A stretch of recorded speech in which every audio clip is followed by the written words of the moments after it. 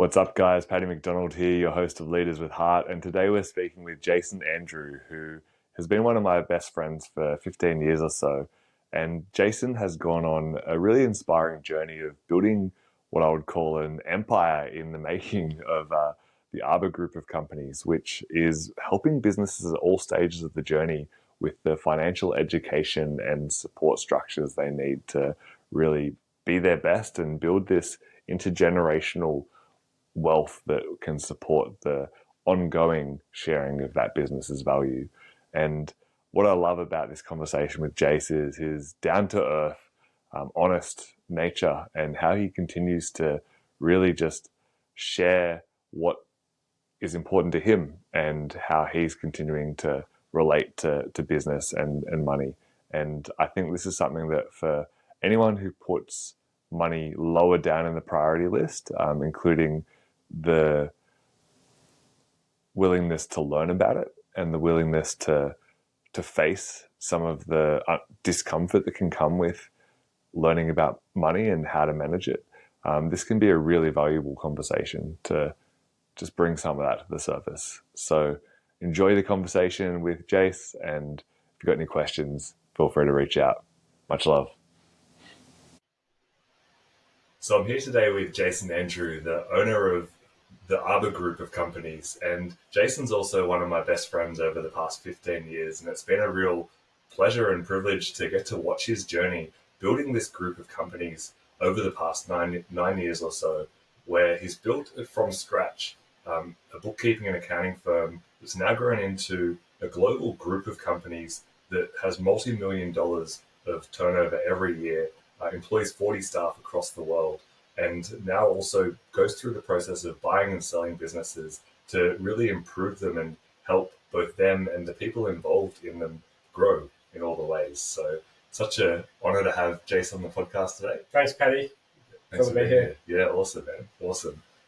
So we met about 15 years ago. We were about 20 at the time. Yep. Both working for an accounting firm up in Brisbane. Both being accountants. Yeah. Yeah. That's it. That's it. And I think, we connected on a bunch of different things, but I think that real thirst for life really, I feel, was what drew us together. Really enjoyed our time as 20-year-olds going out and enjoying life, let's say, and then took that into traveling as well and getting to share lots of great travel experiences around the world as well. 100%, yeah. It was a very different part of the phase of my life back then, but a great one. So we did a lot of travel together, enjoyed a lot of different experiences together, which is fun. And connected a few times in different countries as well, which is awesome. Yeah, amazing. And so can you talk a little bit about, just to give some context for everybody, so it went from this chapter of working in an accounting firm, and you had a couple of different roles there, to realizing you wanted to start something of your own. And there was, I know from watching it and from you sharing it with me, there was definitely a transition process, right? To go from being an employee, starting your own thing, to then sticking with it long enough to help it, to get it off the ground, to be where you are now. We'll get to where you are now, but I'd love to hear a bit about that early stage of the process. Yeah, it's a really good question. So when I was a lot younger, like in my early teens, I had an interest in finance and money and businesses. I remember reading the first book I read on personal finance was Rich Dad Poor Dad by Robert Kiyosaki. I think a lot of folks in the business world have at one point in their careers read that book, and it was quite foundational about the way he frames entrepreneurship or ownership of investments, moving to passive income versus just working as an employee. So I always had this kind of entrepreneurial spark when I was younger. So, from a young age, I mowed lawns, did paper drops, I worked in restaurants and things to earn money, which I would to invest, which I did a really poor job of doing. But I actually landed in the accounting profession because I was interested in money and finances, and Warren Buffett kind of said that accounting is the language of business. So if I wanted to speak the language of business, you should know your numbers. And accounting just felt like a place to do that. So with a bit of encouragement from my mum, landed in the accounting profession, which is where I met Pat, where I met you in my first gig as a trainee, and I think you were doing a traineeship at the time as well. That's how we met each other. It's funny when you're in a career, and particularly in a white collar kind of environment where you're kind of indoctrinated into the rhythm and the culture of a company like that, where they try to groom you into the end game of this is to become a partner of the accounting firm. Very similar in law, other big, large consultancies. They want to groom you into a type of individual so that eventually you'll buy into the practice and you'll succeed. I guess the partners you're working for. That's kind of the model of these large professional services organizations. And because I did a traineeship, I grinded for like 3 or 4 years. Also, I was doing uni. I didn't really get a gap year. A lot of my friends were at toga parties and living that kind of full-time university life. Yeah. And I was really envious of them at the time because I remember I was just working like a dog, like 60 or 70 hour weeks. And, my friends are just having the time of their lives. They were traveling UK, Europe, and I'm like, here I am, kind of stuck at my office at 8 p.m. doing this grinding work. And I was getting burnt out, and I knew that I wanted to take a gap year, and I had saved a bit of money to do that. But I knew that I wasn't ready because of financially and things I wanted to achieve. But I got to a stage where, I think it was 2011, 2012. We had the right headspace and the right amount of money to take a year off and do the gap year, and so I did a year of travel through Southeast Asia, and that was kind of a moment of self-exploration. I think the wonderful part about traveling is that you can be whoever you want to be. And I know that you probably experienced this at several parts of your journey as well, Pat, that, because you're not bound by, no one knows you, you got no friends, you can literally reinvent yourself in every moment, every opportunity, even every day. You can just be someone else. And so I use that period to really experiment and explore, hey, what if I showed up as this type of person? I'm fairly extrovert as a where I get my energy from, but I'm a bit shy of meeting new people. So, what if I was to be a really loud, larrikin type, typical Aussie? Like, how would that go in certain situations? So I play that persona sometimes. Sometimes I didn't. I didn't want to talk to anyone, so I just kind of sit in my hostel room for a day or so and just do nothing. So it was quite interesting to do that. Anyway, fast forward, how I landed into my, business ownership journey was, I came back home after a year long of travel, and you get to travel. I think is a great unlock because you not only self-develop, it's a great avenue to do that, but you also see different perspectives and different ways of doing things. And I came home, and I remember going back to my first day of work, which like I retained my position at the company, and I sat down at my desk and I was like, oh wow, is this what I've returned to? Like, it's so different to how the rest of the world operates, and I knew it was an opportunity that I should be doing something differently, and then it was kind of that opportunity was a reminder of what I wanted to do when I was much younger, was to eventually own my own thing and get rewarded for the effort that I put into my own venture, which kind of led me down the ownership path. So that's kind of been the catalyst. I think I would say that travel has been an enormous catalyst for my personal development and such an unlock into different ways of seeing things, particularly the world opportunities. Yeah, beautiful, man.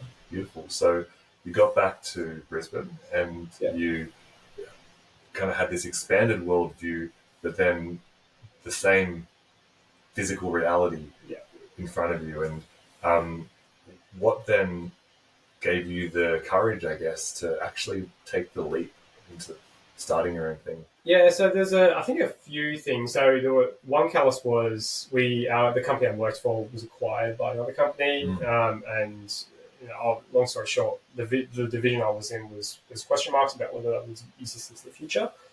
The bosses I worked for at the time, they jumped ship to another company, and they got tapped on the shoulder. I was like, hey, we're moving here. Do you want to come along? At the same time, I had been working with an ex-university friend of mine, Rowan, who we're kind of throwing these ideas around developing our own business, and we're kind of shooting the shit about it. And we actually did launch the business as a side hustle for the first 12 months, and we're kind of running both things. But we never really got it to, it was more of a hobby, I would say. We had some revenue, had some customers, but you weren't giving it the full kind of effort that is required to build a young business.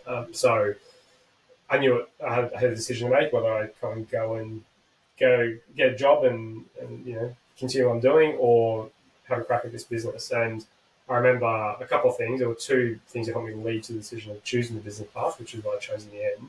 First one was, so I want to kind of just, is it about value creation? Do I want to create value to the market, like as an entrepreneur or business owner, or do I just want to create no value and just be an employee, right? Create someone else's value. So I want to be a value creator, so that would be an entrepreneurship path.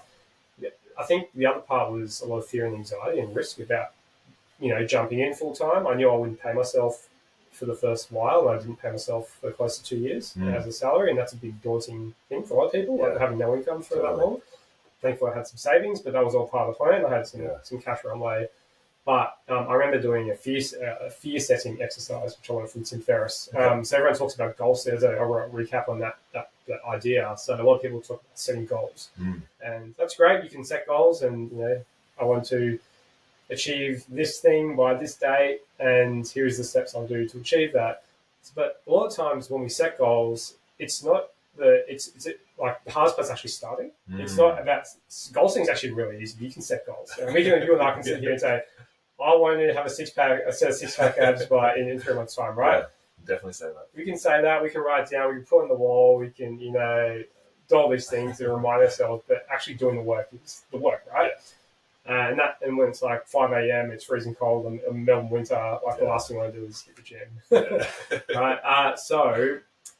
And it's from the business context lens, that the starting wasn't like setting the goal wasn't.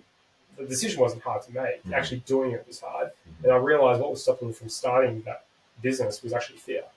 Right? So fear is the thing that holds us back most of the time in big decisions like this.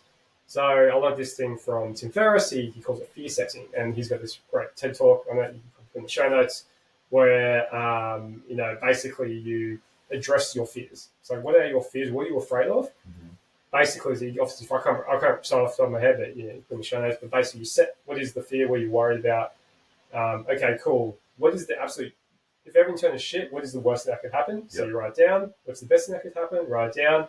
What's the cost of that risk? So if everything turns to shit, what's the cost? And so you basically outline what you're afraid of. And then you essentially rationalize what is the thing. And when you go through the entire exercise, I realize that actually the failure isn't that bad, because at least I can learn from it, or actually the cost isn't as bad as what I think it might be, right? So I think that's the fear is the thing that holds most people back. If you address those fears up front, it helps you give you the confidence that, okay, cool, I know what bad looks like. I'll just hopefully I won't go there, but at least I know, and it's actually not that bad. So it gives me confidence to move forward. Yeah, awesome, man. Yeah, amazing. Yeah, I love that sort of flipping the standard practice on its head and actually like looking at, or I guess in spiritual language, we often talk about looking at the shadows. Like not just focusing on the light and all like the shiny stuff. But actually, what's the other side of that too? And I think as entrepreneurs and even accountants in business, like fundamentally numbers people are about risk management. Like being an entrepreneur is about risk, right? So the smarter entrepreneurs is not about what's the opportunity, but how do we risk adjust that opportunity? What is the downsides of this turning to shit or going to zero or complete failure? And if we can at least understand those risks and quantify the risks, that helps you firstly get comfortable with the risk, and then secondly you can actually make moves to mitigate the risk. So it actually reduces your chance of failure as well, because you know what bad looks like. So Charlie Munger, who's of Berkshire Hathaway, says, "Tell me where I'll die, so I'll never go there." It's like, I know that's a bad thing there. I'm just going to do everything not to do that, right? So inevitably you'll lead to a path that actually works. It might take time, but it's a series of iterations to get there eventually. Amazing. So how did that play out then? So you, I know that you set yourself 2 years of, well, you ended up going for 2 years of not paying yourself. That must have taken you to some dark places, right? Of like questioning, am I on the right path? Like, should I keep going, or should I go back to that safety blanket of a full-time job? How did you navigate that when it was the most challenging? Yeah, lots of self-talk. Positive affirmations, a lot of self-talk. There was some bad days. Like, and that two years was actually calculated. I actually had 18 months in runway. So I had about 30K in the bank of cash, and I had a mortgage at the time, but because I was living with my now wife, but my girlfriend at the time, my burn rate was probably, I think, about 3K a month or just under 3K a month. Mhm. That was like mortgage, food, everything, right? Yep. So and we weren't, we didn't live a great lifestyle, but we weren't living in poverty Yeah. either. I wasn't very comfortably. Yeah. So I knew that was my burn rate, so I'd have, across 18 months of runway before I deplete that money and work out what to do next. So that was my runway. And that gave me time to think, well, I should be able to cover the losses or the revenue, or at least pay myself something by that period. So that was my timeline. So it was about sales. Like I've never been a salesperson or business. If you can't sell in business, don't have a business, you're not big, right? Yeah. So it's about how do I get clients and service clients well and repeatedly. So we had revenue and profit, but we reinvested all of that back into the growth. So I still didn't pay myself. Even when we did have profit, Yep. I didn't pay myself. We would employ other people to build the function of the business. Right. Because I knew that if I paid myself first, I'd be stuck doing the work. And essentially I'm building myself a job as opposed to a business entity, which was so a lot of big sacrifice at the beginning. So is it fair to say you had a clear vision that you were working towards? Because I know the temptation, like as a human, speaking from my own perspective, could be that, like that money's coming in and like the runway that you've set for yourself is starting to dwindle, and it could be very easy to think, well, cool, like now, like I can just get in this cycle of earning the money, taking the money. Yeah. But as you said, you just created a job for yourself versus like, it sounds like you were very clear from the get-go that like, this is going to be bigger than me.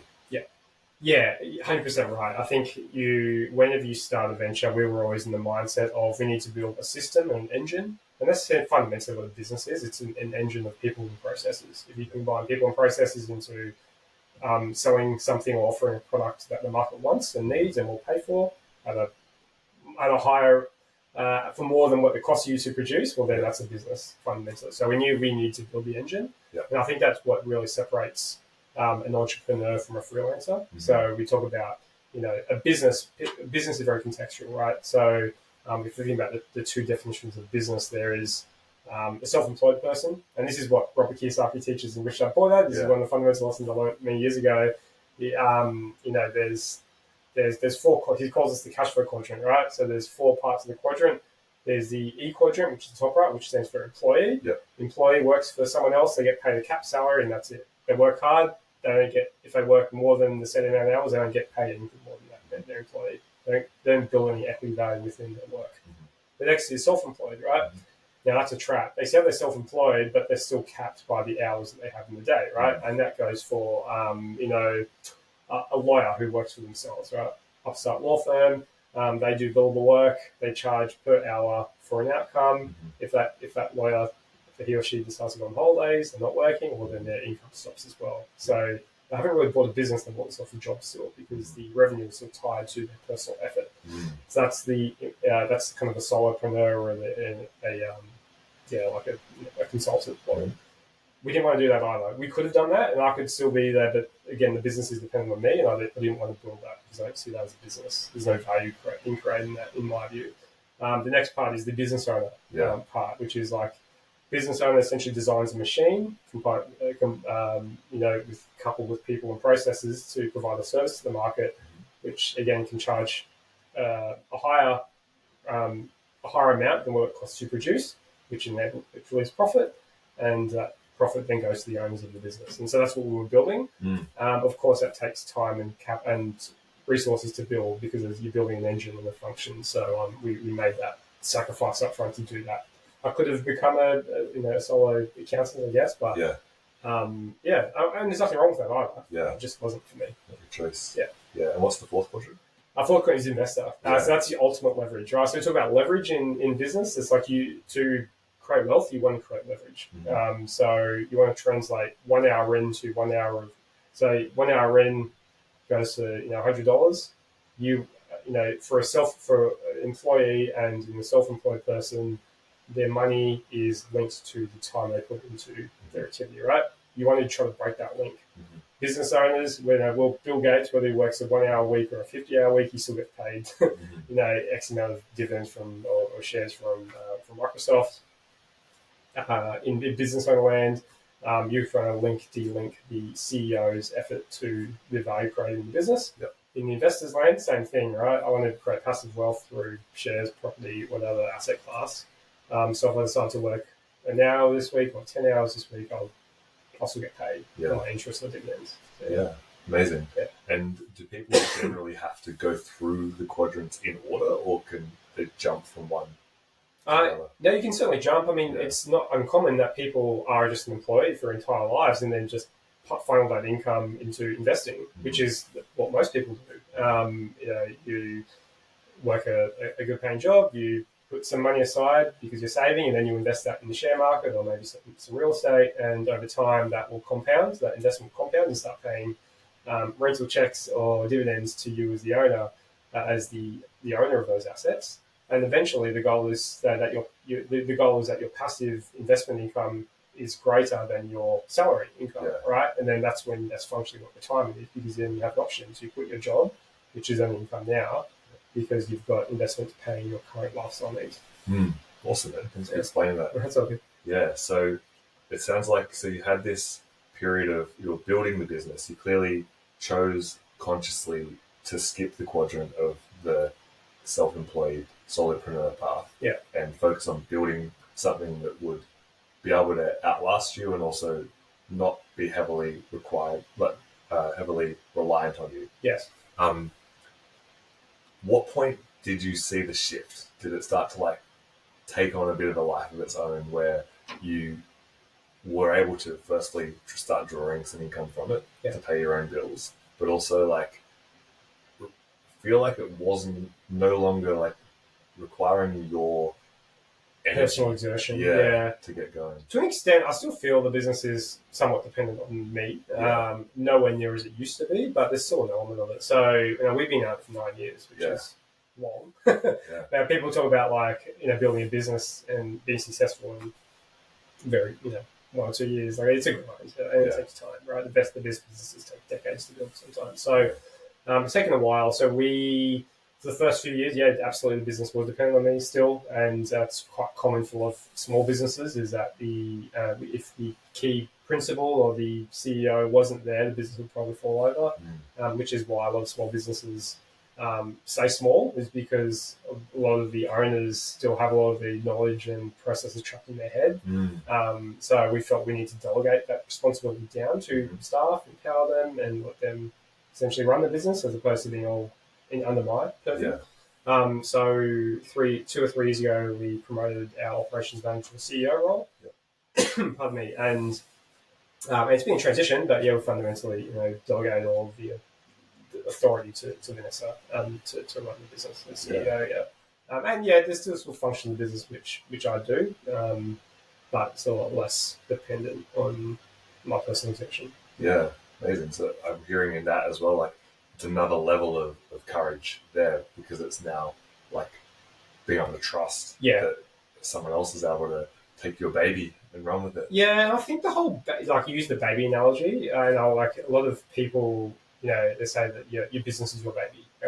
That's bullshit. I don't want to swear in this podcast, but your business is not your baby. Your living, breathing child is actually your baby. Your business is just something that you created, and it is functionally a machine of people and processes there to produce a product to sell to the market, right?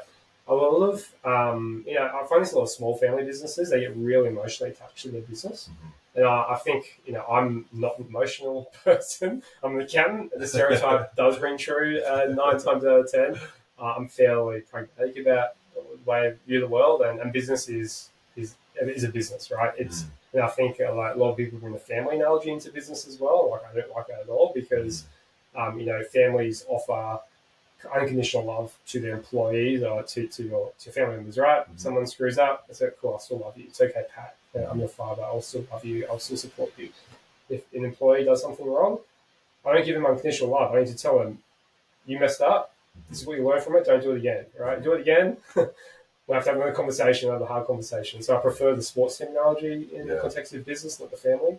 So so mixing family and business, I don't like as a concept. Sure. Again, being quite rational about it, black and white, because I think if you bring too much emotion in the way that you run a business, it can be a detractor to performance. What I heard you say in that, and for you to clarify, is that by not being as as emotionally attached to the business enabled you to let go a little bit more and hand the reins to someone else so that you could, like, actually for the good of the whole organism, the whole group, like, was because otherwise that emotional attachment may have led to you holding on to it longer than you're actually meant to. Yeah, 100%. Well. Yeah, I think trust and attachment, 100%. Like I might talk on this later. Like I grew up as a Buddhist. I'm not less than that now, but like attachment is kind of one of the sins. You don't want to get too attached to anything. But technically, business, I think people do get attached to certain things. And my view is like you employ smart people and you appropriately incentivize them, but you should delegate as much as you can because it's funny how someone's IQ can jump by 50 basis points as soon as you give them authority and control to make decisions for themselves and what's best for the business. Yeah. Giving them a framework to succeed within, values and whatnot, some guardrails, but give them the tools and most people can figure it out. Yeah, awesome. Man. Yeah. So we're starting to get into some of these leadership concepts in what you're sharing there. Like, what have you found to be the most supportive ways to give those frameworks or just to lead in general for empowering your team? Yeah, I would say that, firstly, I'm not a great people person. Like, I actually find leadership training, for me personally, I'm not, I don't like managing people. I find it taxing. I find it a chore. I find it really a burden on my time. And I think it's all like micromanaging. I'm not a micromanager, and which is a good thing, I think, for the people who want to thrive in their positions. People hate being micromanaged. But also hate having difficult conversations. I just find it, again, annoying, and I'll do them if I have to, but I just find people management like admin, and it's personally draining on my soul. Yeah. I feel like I could be doing more interesting things better things with my time. But I think, so how I alleviate that is having a framework of people management, right? So what is people management? You employ someone, you have to have an org chart, like where does this person fit within the roles of a business. What's the position description? Like, what is the description of that role? What does success look like? What are the KPIs? How do I know if this person is actually doing their job well, effectively, to meet the outcomes of the business? How much does that role deserve in terms of salary?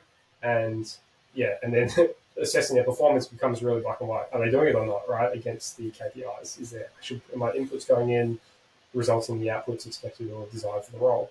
If not, well, then we have a conversation about that. What are we missing here? Is there expectation misalignment?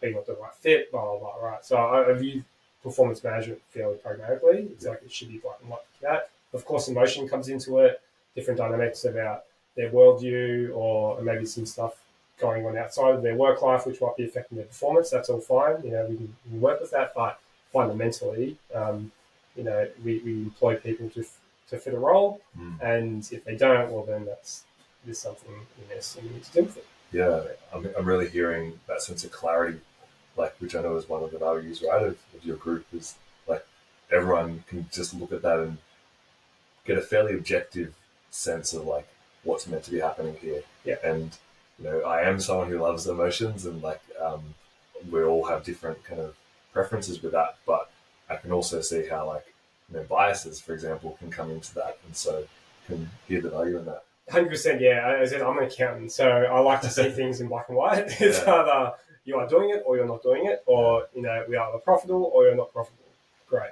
Okay. How do we address this? There's nowhere to hide. Yes, there's layers to that, and there's context, but I try to remove bias and subjectivity out of the what we're trying to achieve here, which is, here's what success looks like. We're going to measure you against that success criteria.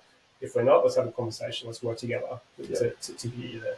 Yeah, awesome. Okay, so then where your business group is at now seems to have evolved quite a lot from the initial business that's still thriving and still growing, being SBO, Smart Books Online.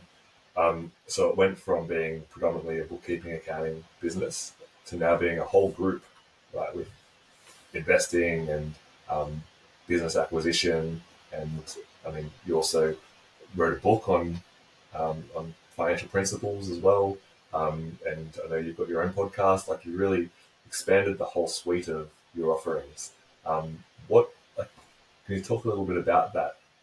Yeah, evolution? it's been definitely an evolution is the right word. So when we built SBO or the accounting firm, I guess the goal that we naively set at the beginning was to we're going to start this thing, we're going to build it in 5 years, we're going to sell it. Like that was, and I think for some reason every aspiring entrepreneur, every entrepreneur has this idea of like building something from nothing and then selling it and then like making millions of dollars and then doing the next thing, right? They call them serial entrepreneurs for that reason. Start, build, sell, do it then, disrupt some other category. So that was our original goal. The goal was to build and sell in 5 years, and we got the number was $10 million. We sold it for. I think it might be less than that. Anyway, whatever it was, we set the goal. So probably after 2 or 3 years in, we're like, oh, this is actually harder than we thought.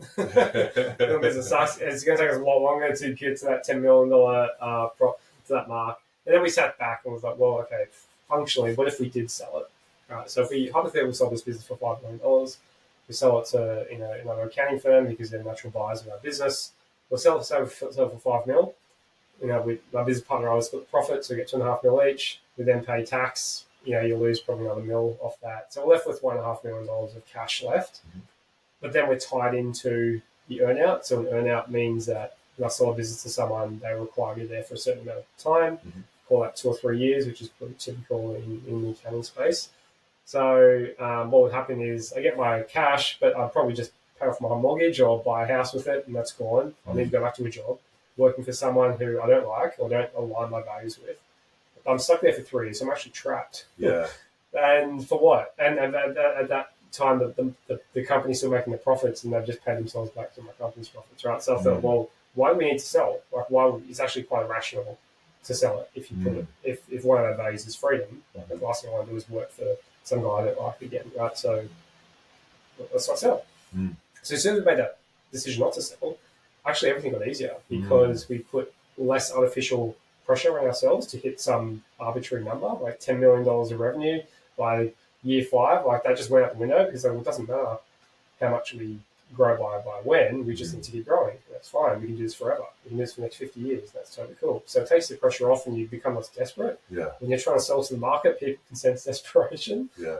So you get more confident. You've got time you're more thoughtful about decision making because you're thinking over a 10-year horizon as opposed to a 3-year one. So your decisions become more clear and more thoughtful as opposed to doing rushed things, and you're always in a hurry. So as soon as we did that, everything got easier. So that then evolved to, cool, if we've got this profit like that we're accumulating in this company, what do we do with it? And that's where we went through down the rabbit hole of investing and Warren Buffett and how they buy businesses and invest and stuff like that. So at the same time, my business partner, Colin, had a venture capital fund where we were investing in startups. And so we kind of combined, again, the investing philosophy with profits and started, going down this venture of buying and investing in other companies. Yeah. Amazing. And like I know one of your values is growth as well, and I'm really hearing that in like the way your journey's unfolded as well. Can you talk a little bit about growth and like why that is so important to you, but also to anyone that wants to go down this path? Yeah, I think growth as a concept can be quite trite. It's like, oh, are you growing or are you not growing? And you can apply that to business, your personal life, whatever context. I think fundamentally growth is just being better than we were yesterday. It's like, are we heading in the right direction? And it doesn't have to be fast growth. It could be just one foot at a time, right? Yeah. So it's one of our core values because we always want to be better. Like, no one wants to go backwards. And no one wants to be plateauing. No one wants to be the same as yesterday. So we're all here to improve as humans, and we should be going forward. And that's just fundamentally, that's logical and rational to most people, I think. Yeah. Yeah, no one wants to go backwards. So the opposite of that is going forwards and growth. Yeah. I remember, I guess I heard Tony Robbins say, when you're green, you grow. When you're ripe, you rot. Yeah. It's like this ties to one of your other values of humility, right? It's like this sense of, like, I'm still a work in progress. Yes. Still more to come. Yeah, and I think that, to your point, if you're the smartest person in the room, you need to find a different room because I always want to be the dumbest person. And I guess part of, doing the podcast and doing the content is actually the opportunity to meet people much smarter than me. Yeah. And I think that's why media is such a great avenue to dabble around with, because you get to have great conversations with this. You never know who might listen to this episode who say, hey, really like this conversation. I'd love to connect with Pat. And you can learn something new from someone who's maybe achieved some of the or gone through some of the problems that you might be experiencing, and you can kind of hack your way through growth as well, get to your outcomes faster than you thought. Which is I'll talk about building serendipity engines. I actually believe a lot in luck. Okay. Luck is such an underrated element of success. Yep. People talk about, oh, how did you get so successful? The humble people will say, oh, I just got lucky, and they're actually, when they say that, they're not just being humble. There's actually truth to that. Yeah. So when I think about luck, and I talk about a lot of people, like successful people I've been interviewing or meeting, they're like, so the success they achieved is not, everyone can get successful through hard work and determination. We'll get there, but to achieve a certain level of outside success does require some luck. And they all acknowledge it. Everyone acknowledges that. So I went down this rabbit hole and understood what is luck. Yeah. And the best definition I heard about luck is where preparation meets opportunity, right? So this is how I define luck. And so there's two elements to that. So opportunity is like, okay, what is an opportunity? How do I know what an opportunity looks like? Well, the first one is you need to understand what is opportunity. How do you pattern match opportunity? So you do that through studying people, meeting new people who have achieved some sort of level of success. What behaviors what stuff do they read? What do they do? You read biographies, a lot of biographies of successful people. What's their journey? What failures have they had? What are they investing in? What are they looking at? So these are all abilities for us to understand what increase our pattern matching ability, right? How do they know what an opportunity looks like compared to a bad opportunity? So you can increase your ability, your surface area, right? So that's the first one. So there's an actual skill there in identifying opportunities. 100%. It's a skill. It's a learned skill. Yeah. And, some people fall onto it on opportunity because of just right place, right time.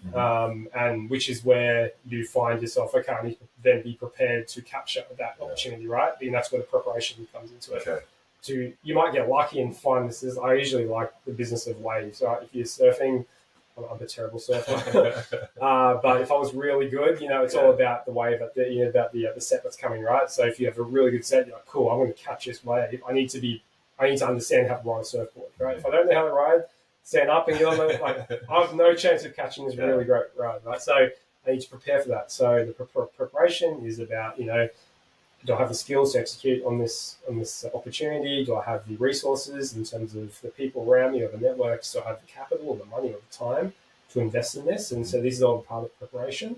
And then, going back to the luck part, the opportunity part is, how do I find opportunities? Like, how do I get them into my play? Where do I go? Whether there's lots of great sets that I can ride, right? So part of that opportunity is like meeting people, right? Getting your ideas out there, researching, just talking to people, and the more kind of tentacles you put out to the market, you'd be surprised the more opportunities that might fall on your plate. Which then you can assess: is this a good one or a bad one? If it's a good one, great. Am I the right person to do this? Do I have the skills to then execute on this opportunity? Yep. And then that's how you get lucky. I love that. Yeah. So you've actually got to get in the water. You have to get in the water, exactly. You can't just kind of look, sniff around the sidelines. You got to get busy. Yeah. Amazing. So, we've spoken a bit about growth, and I know that like in the growth journey, we've all seen the charts of like what people think growth looks like versus what growth actually looks like. It's just that like, squiggle line thing. And like, I'm really, really curious about your experience of that, because I know it hasn't all been just straight line to the top of the mountain. I know you've spoken to me personally about some of the dips that have also helped build that resilience, but been incredibly challenging and tested you in that. Like, how do they fit into the journey? Like, are they a necessary part of the journey, and how does someone navigate those big dips from your experience? Yeah, so I wish, part of growth is pain. Like they call them growing pains for a reason, right? Like, because there is pain that comes with growth. Yeah. And we've certainly experienced that in many orders of magnitude. So from life, like, I thought in preparation this is going to be hard. It's actually not as bad as we thought. To this is actually going to be easy, and we got like completely wiped out. So a recent event was we had investment, and that was catastrophic to us. Lost a lot of money in a short amount of time, and that was probably my largest professional failure to date in my entire career. And I was I went through all the same emotions you go through when you experience failure or a loss. From my perspective, I thought I was more resilient than I thought I was, but it really humbled me. Sleepless nights, not eating well, my hair was thinning faster than it was. I lost probably 5 kilos in a couple of months. Like I was losing weight, I wasn't eating properly, not sleeping well. I was kind of a shell of a human, and took a lot of deep self-reflection and a lot of reading and introspection to get me out of the dip and reframe that loss as growth. What can I learn from this? How can I channel these negative emotions into something that's positive and productive? Because I think it's easy for someone to get stuck in that and dwell in that really low point and start blaming the world or start blaming yourself. And that's all really important to embrace those emotions, but then you need to move on with them. And how do I channel that emotion into productivity? Or how do I not do this again, basically? A lot of work around that. And I feel good about it now. Like I'm glad I went through it. I wouldn't wish it upon anyone else, but I think it's part of the process. There's not always going to have a good run. There will be some moments where you will fail and stumble, but again, part of the process is that you pick yourself up and not do it again, hopefully. And knowing that we'll probably make more errors in the future, but hopefully not the same ones. I love that. So, what does your group of businesses now like? What do you help your community clients like? How do you share that impact with the world beyond your team? Yeah, so through our accounting firm, we basically act as kind of like outsourced CFOs to businesses. So a lot of the businesses that we work with, they're amazing entrepreneurs. They're very great at marketing and products, but finances and numbers is a weakness to them. It's kind of no one really goes into business talking about accounting. It's like we do, but no one else does. A weird bunch. So it's a very foreign thing, and most people will admit. They will say first up, "Hey, I'm not a numbers person." You'll hear that a lot. I'm not really a numbers guy, but they're very good at something else, which is actually, to be honest, more valuable to the business, which is how to sell the product or how to innovate on something. So we come as the numbers people to partner with our clients to help them understand their numbers, make them more profitable, all that sort of stuff. But I would say that our clients in the accounting firm are quite niche and small. It's hard to provide global impact in a small services business because fundamentally our business is sort of capped by man hours, right? Hour in, hour out, I think. So there are other ways we try to educate the market about why knowing the numbers is very important as a business owner. So I wrote a book about 4 years ago called Start Making Numbers, which is my kind of lower touch way of trying to educate entrepreneurs about their numbers without necessarily having to engage us and pay us X amount of dollars an hour for our services. Quick side note, I read the book start to finish, and for me it's one of the best financial books out there. Like genuinely, like for people who aren't familiar with finances and want to just get a basic understanding of how to like practically just navigate life or navigate their business world, especially with enough information but not too much information to keep moving. Like I would recommend this book above all others. Thanks, man. I'll think about 10 after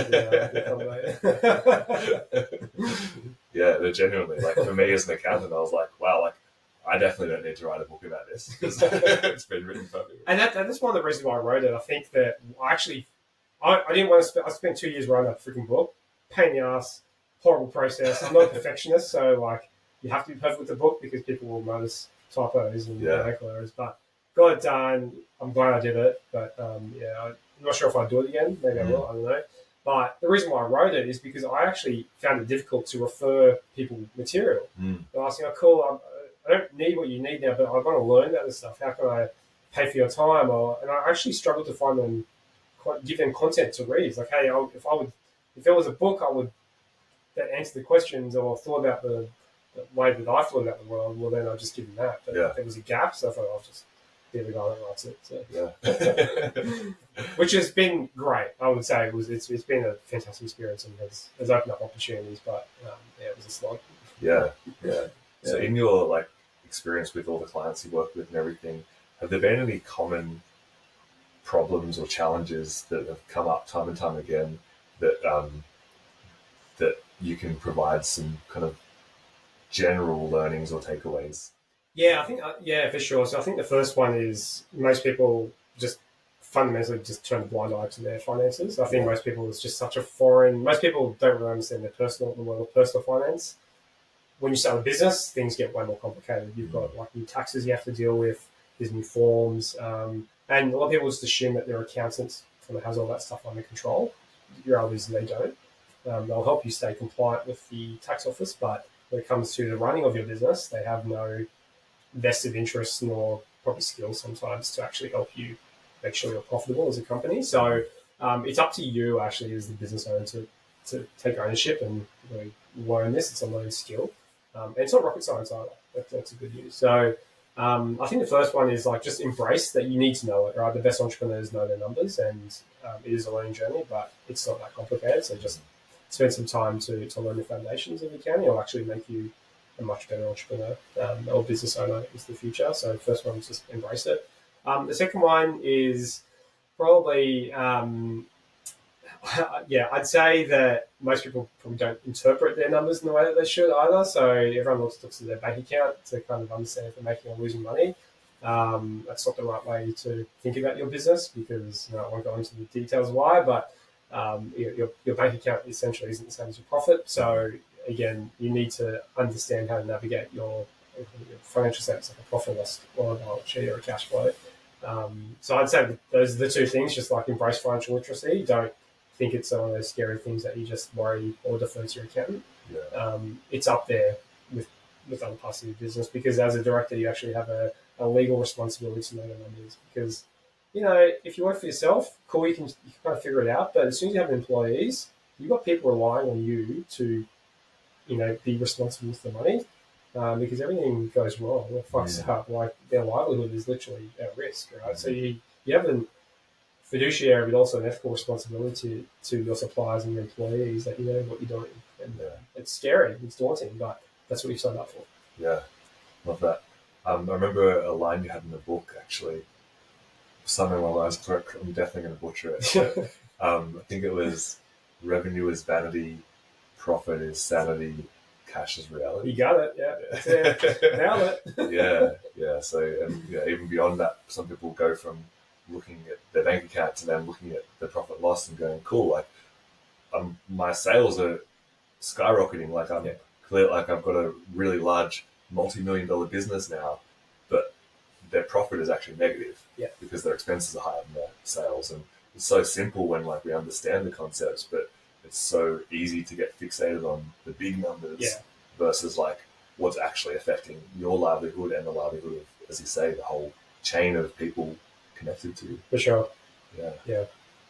Awesome, man. So when we spoke in the Botanic Garden before, we were chatting about values and the mission of how, I guess, as much as a business isn't necessarily like your family, there's still a lot of parallels or metaphors or ways that we can take lessons from both sides. Yeah. And spoke about how going the other direction actually, what lessons we can learn from business to apply to building a family. Yeah. Or building not just our immediate family, but our long-term legacy as well.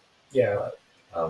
Anything you want to share on that? Yeah, actually, I think we also spoke about not to talk about religion or politics at dinner tables, but I think you can learn a lot from religion and how religion is spread. So thinking about religion, it's fundamentally sort of core values. Whether you're Jewish or Buddhist or Christian, but it doesn't matter. There's sort of core values or precepts, right? That every religion has, and fundamentally, at the roots, all of them have the same core values. No one cares, but something. Be kind to each other, be good to thy neighbor, all that sort of stuff, right? But fundamentally, an organization is shaped by core values, and the goal is to make sure that everyone aligns to those core values because this is people like us do things like this, right? You're one of us. This is how we show up. This is how we contribute to society. This is how we act towards others, right? So there's sort of values that shape the type of behaviors that we want to shape. And then once we shape their behaviours, we need to tell them a mission. Here is the mission is to spread the word of Jesus Christ, like they say, or to X, Y, Z. Right. So whatever the mission is, that's the mission, right? And so humans are actually completely irrational. We've all got different worldviews. We come from different backgrounds, and so we're kind of like these mess of emotions and guide. And so what religion does, and all these things, is like shape people. So hey, you're lost. Come with us, right? This is the path. Here is the mission. Here's what we're here to do. Here's how we do things. Come along. It's much better over here. Let's have fun. Oh, cool. That sounds great. I'll come over. Oh wow! I can't believe you've converted me. This is amazing. And we're telling my other friends about this mission that we're embarking on. I grow with my friends, and then suddenly you build an organization. Business is exactly the same thing, right? If your mission is to, get civilization onto Mars, which is Elon Musk's and SpaceX, cool.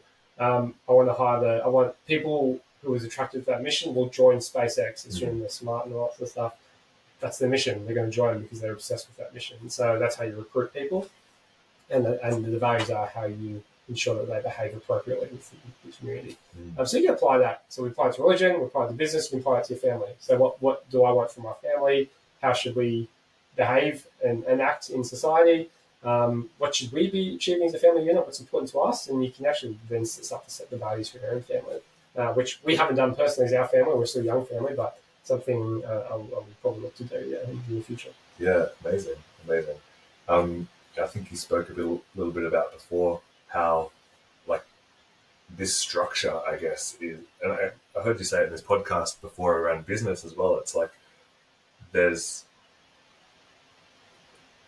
the structure actually enables it to be less person specific as well. So often with families building wealth for themselves, like it's so reliant still, like a business who's in the early stages and very much like reliant on the founder putting all their energy in. Yeah. Families can often be heavily reliant on the parental figures, breadwinner, right? the breadwinners, or even just the people that are trying to instill the values into that family, to be there. Yeah. But when there's structure, and when there's something that can outlive any one person, then that enables something greater than any one person to live through generations. Yeah, I think it's when people start talking about legacy. Like, what legacy do I want to leave on the world or to my family? And I think that's when you start to think about, cool, how do I create a legacy or a vehicle that outlives us, so that second gen or the third gen, kind of knows what values to uphold and how to kind of quote unquote run the empire or continue the legacy of our family. And that applies to business as well. And that's literally how businesses continue decades into the future. Everyone is set by, again, a set of core beliefs and values and a mission statement. That's how we kind of unify individuals together. Yeah, amazing. So we're all swimming in the same team. Yeah, love that. Do you recall how you came up with your values for Arbor Group? I don't recall. So a lot of people, you read all these business textbooks and might see some kind of influences on, these business gurus or whatever. They would say, you just sit down and do like a strategy workshop and workshop these values with your team. I don't remember doing any of that. I think values are an evolution because your values today might change. Like our values might change into the future. Who knows? Our mission has changed a few times for sure. So for us, it was an evolution. I think it started with what's important to us, and we started with no people. So it's like, what are your values? I don't freaking know. I'm just trying to make sales, man. I'm trying to make money, right? So a lot of the time, you just worry about that stuff when you actually have a group of people, because then you can start to. I typically, it's probably not the right way to do it, but you realize why they're important when you don't have them in your business. So you're like, that person. One of our staff said something really rude to our customers. I don't think they should be saying that. Like, we should put some kind of guardrails in place in the company so we know that we shouldn't behave in that way. And that's fundamentally how values come into it. So, we shouldn't do that. Or this is how we should act or behave in the market. So usually, I think from memory, ours came as we don't have these, and those things aren't quite cohesive as they should be. Let's come up with quite some. And I think it started off with 3, and we've added more progressively. Yeah, amazing. So to kind of bring this conversation into a close, we spoke a bit about legacy and everything there. Like, are you starting to get clear on what your legacy, what you want your legacy to be in, whether it's professionally, through your family, whatever that happens to be? Not yet, actually. To be honest, the answer is no.